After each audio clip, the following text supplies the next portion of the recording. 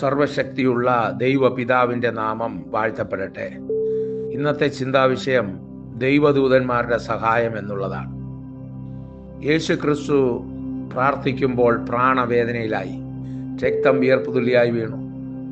ശിഷ്യന്മാരോട് പറഞ്ഞു, എന്നോടുകൂടെ പ്രാർത്ഥിപ്പീൻ, എൻ്റെ ഹൃദയം വ്യാകുലപ്പെടുന്നു.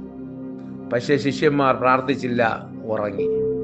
അപ്പോൾ ദൈവദൂതൻ ഇറങ്ങി വന്ന് യേശുവിനെ ശക്തീകരിച്ചു. പ്രിയ ദൈവമക്കളെ, ലൂക്കോസ് 22:43 നമ്മളിത് വായിക്കുന്നു.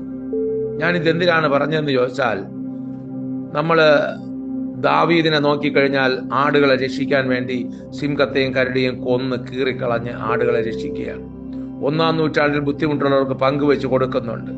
അപ്പോൾ ഇതുപോലെയുള്ള ദൈവദാസന്മാർ നമുക്ക് ഇല്ലെങ്കിൽ നമ്മൾ പ്രാർത്ഥിക്കണം.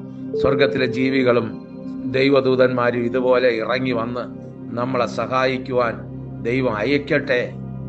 പ്രാർത്ഥിക്കുന്നതിന് എന്താ തടസ്സം? സഹായകന്മാരെ ദൈവം അയക്കട്ടെ.